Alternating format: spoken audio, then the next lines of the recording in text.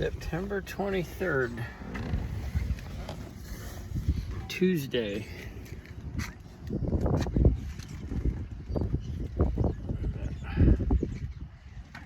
Just a spot.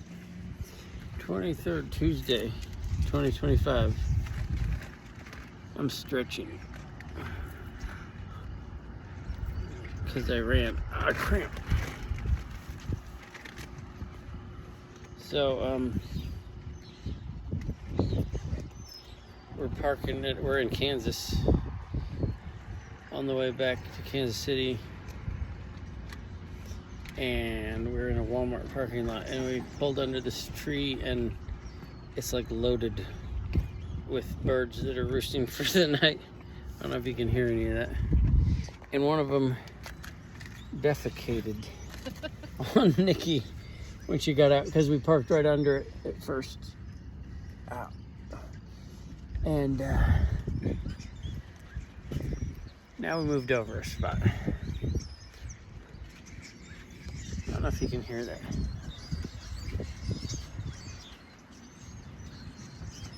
I guess they're not asleep yet. I think there's a lot of them. Starlings, I would guess. What do you think? I'm thinking so. I don't know my calls very well. Huh? They got me. They got her. Just that one. Huh? Just that one spot. Just that one spot. I hope. Ooh. They're laughing about it. But I don't think they like us being here. We gotta try to not disturb them, I guess. Yeah. Are you okay? So, this is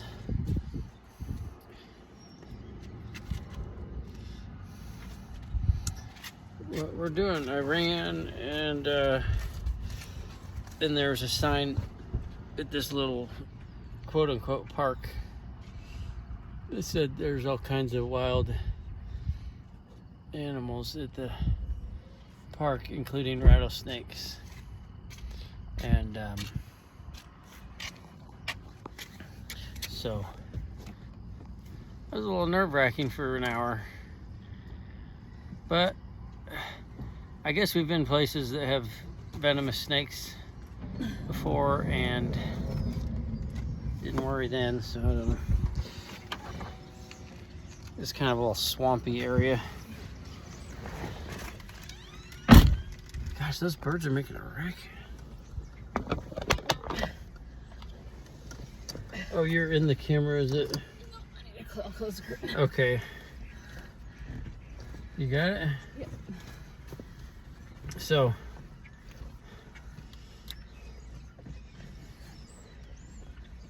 that is how that was. We're in Hayes. We dropped off the rental car in Laramie as soon as they opened at 7:30, and we grabbed some food and just left. We went down south through Colorado to I-70 and then across Kansas, and dang, they were noisy. And that was it. Not much to tell, I guess.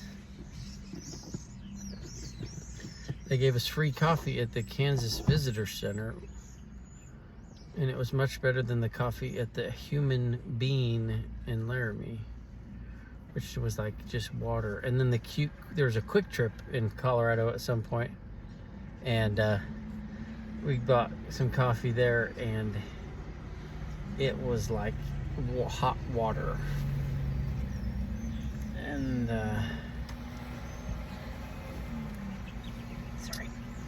And that was a disappointment, because you pay a couple bucks and something for it. And then what else? We had when we parked at this park where I ran here, there's like one other guy in the parking lot, and he just kind of walked like right at us, like I was changing my pants into running shorts. And we're like on the other side of the parking lot, and he just walked directly at us. So I like had to stop and And then he went over to a trash can and threw stuff away and was like, walked back kind of at us and was like, hello. It was like friendly enough. And then shortly after, a cop came in and I was running, I get what Nikki told me, that he kind of just parked behind her for a second, probably running the plate or something. And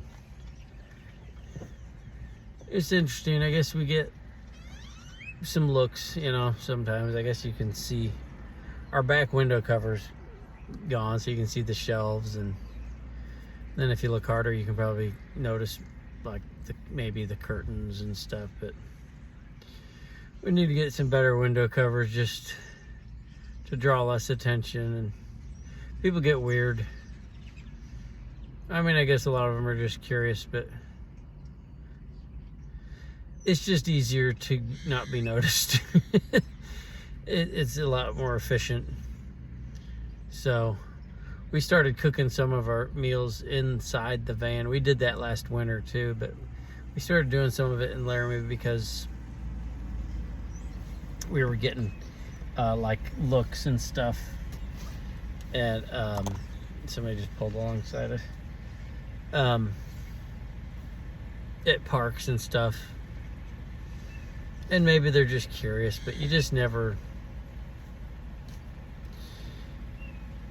never know if someone's going to try to make a problem out of it, because you do get some looks of disgust occasionally. That's happened a couple times, and I don't know, just easier to blend in if you can. But so we decided to do that, and sometimes you just get annoying people. Like, I think I talked about this guy at the park that was like walking circles around the shelter and like was like kind of being inappropriate, and maybe he was trying to drive us off, who knows. And I guess it worked. But yeah, that's part of doing this life. If you're in an enclosed, Sprinter van or RV, where you can do your cooking inside and stuff, which I guess we can do it in here. It's just not very convenient. But I think there's a big difference in how you're viewed. Here comes a Sprinter van now. This is a spot that's on iOverlander, the app. So I'm assuming there might be more people coming through. But if you're in those contained deals where you can do everything in there, I think it's viewed a little differently. Like, because if you're out cooking outside of your van and that kind of stuff, people tend to be like, what? Kind of look with curiosity. So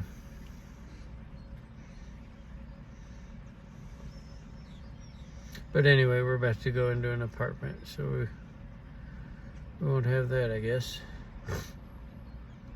There was I remember one time in Liberty, a guy was like, we would go to a park there every night, and he was like acting like he was gonna throw the power switch or something while we were cooking. Like, I didn't know what was happening, but he was like, I guess, staring at Nikki and like acting like he was gonna switch the power off or something. Like making a kind of malicious grin or something. I don't know, but I don't even know that he could have, because I think it had a lock on it. Like, but there was like this pull that had like a main power switch or something, and that was a weird place because it was a city park. I think it was run by Kansas City Parks and Rec, actually. But there was a horseshoe throwing arena there. And they had an indoor and an outdoor place, and there was people there a lot using that thing, or at least one person maybe would come up. It seemed like maybe they were maintaining it or something, or checking on it. And I don't think they liked us cooking at because there's a shelter that was like right pretty close to their little building and like right adjacent to their outdoor horseshoe place. But there's nothing saying it's private. So I don't understand what the arrangement there was with Kansas City Parks and Rec and that Horseshoe Arena group. It seemed like that was a separate group. And I'm assuming the agreement is something like, yeah, you can have your thing here, but it's a public park, so people could be on. I'm assuming you could use their outdoor arena, and the shelter was just part of the whole thing. It was a reservable shelter, and we didn't reserve it, which you aren't required to. But if it was reserved, we would not use it. But you know, people still just kind of, you get stares, you know. And when you're just doing the what do you call it, the NPC, like the non-player character life, no one's really staring. I guess that's not necessarily true either, though, because people do that if you're different for whatever reason. But just something you kind of got to deal with, and you got to gauge, you know, are we running into a problem or not? And it's funny because these public parks like that, they don't really feel that public. In reality, it's not like, oh, it's just free for the public to use this space, use these shelters, these tables, and the electricity and the water, because you just kind of get people looking at you like, what are you doing? But I guess whatever, they can look. And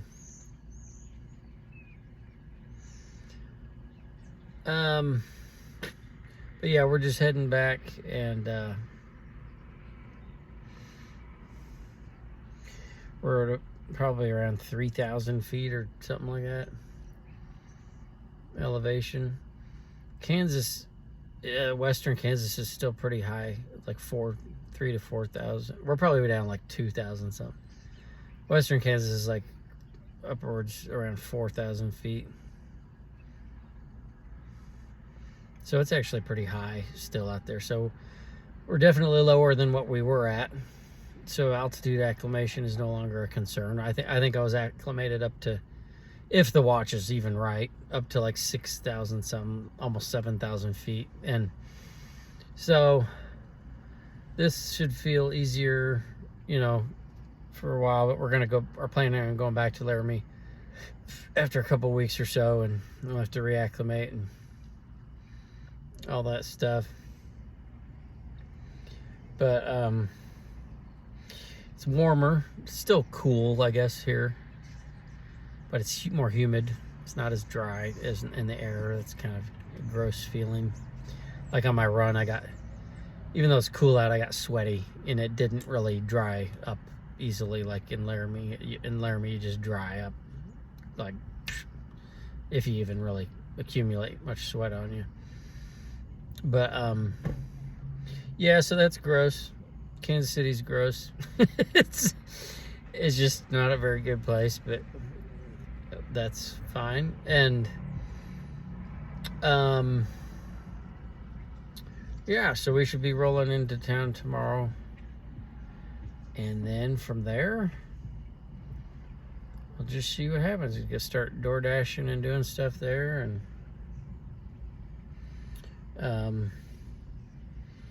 yeah, so I'm tired. I think I'm doing okay on my running, or my I don't know what to call it, like on my recovery from exercise. Like I stayed consistent this week pretty much with my runs and my strength and conditioning. I was took it easy on myself because I didn't feel well, my HRV and stuff like that. And tonight's run, I kind of kept it easy. I tried to balance it, you know. I tried to push myself the right amount, but still pull back. Like I sprinkled in a fair amount of walking, you know, and I'm even way lower in elevation, so, you know, it was a lot easier in that sense. My feet were kind of hurting though, which was weird. Like they were even numb, which I've had that happen on and off throughout my running career. I'm not worried about it, but I was just kind of surprised. I ran an hour and 4 minutes, and so that was long compared to what I've done, and that may just be kind of an adjustment for getting into longer runs. But now that I'm in a lower elevation, I should be able to run, you know, a long time, like 2 hours more even. So, but as long as it's not too hot and humid, that's going to be my next big challenge. Now that we're going back, you know, to that area, that's really hard on me. The heat and humidity is really hard on me. So, we'll see. But I guess I don't want to turn this too much into the running vlog. But just trying to think of what else. It was really foggy and rainy. I guess the monsoon season, you know, it was all of like western Nebraska, western Kansas, eastern Colorado, eastern, southeastern Wyoming is just big rain, big rain and fog. We went down south to see the aspens turning color, but you couldn't see far enough to see anything, unfortunately. So, but we made it safe. That was a thank you Jesus moment. Oh, I learned that at the Kansas Center they had a taxidermied wolf, actual wolf in there, and I guess in 2012 a guy in the area had shot it thinking it was a coyote. And I think with coyotes, I think in some states, I think it was like this in Missouri once, I think you could, at different points in time, you could kind of just shoot a coyote whenever. Like, I don't know that there was, sometimes, I think there were times where there wasn't really an exact season, or if you were out hunting during a different season and saw a coyote, you could shoot it. I've heard in Kansas, which is where we're at, that they even had bounties on coyotes at one point, and they may still, like, they're considered a nuisance, a major nuisance for probably all the farmers, because of livestock. So anyway, it was not legal to shoot a wolf, but I guess the guy was not in trouble. Well, I don't know that Kansas had a law on the books for that, actually. In Colorado, it's not legal, and that's where they figure it came from, because no, they figured that one came from Michigan, actually, which is crazy, probably like the Upper Peninsula. But he was talking about how in Colorado reintroduced wolves, which I knew that Wyoming did in Yellowstone. I hadn't heard that Colorado did too, and I'm not sure where they introduced them. It's kind of weird to me, because like Colorado's a lot more densely populated than Wyoming, so I don't know why. And it's illegal to shoot them there, but it's like, you know, wolves can wreak havoc on a herd of cattle, like when the babies are born and stuff. So I don't know why they do that. I think there's a fair amount of ranching around there. I mean, do it, but let the ranchers be able to protect their... That's kind of an interesting conversation. But I also learned that out there, it's dry out. Like the Great Plains are dry, very dry for the most part, and that's a big part of the reason there's no trees in the Great Plains. That it's mostly agricultural land and ranch land now, but like the Great Plains, eastern Colorado out into western Kansas and throughout Kansas probably, and then you go north and south. It's mostly, especially in the western part, really dry, and so the grasses are traditional, or the native plant. That I guess it goes like short grass, and then as you go east, it goes to the tall grass prairies, and but they do farm out there a lot. But it's like the corn is like really short. So the guy was saying that it's just dependent on the rainfall. And he's like, normally they don't get enough to get tall. They just have this shorter, like where I'm from in Missouri, the corn is big.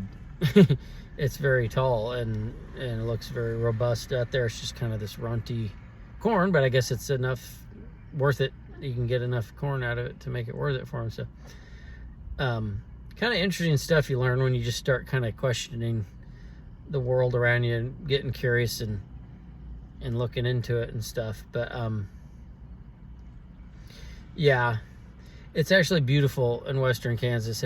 I took some video of it. Just these vast open spaces of just nothing. It's almost like an ocean of crops and grasses and stuff. It's just kind of a peaceful experience. But right now we're in a town, so you don't really feel that. But anyway, that's all I'm gonna say, I guess, for now. So thank you for watching, and I'll keep you updated. Hopefully keep doing this every night, and we'll just keep going and seeing what happens. All right, thank you for watching. Bye.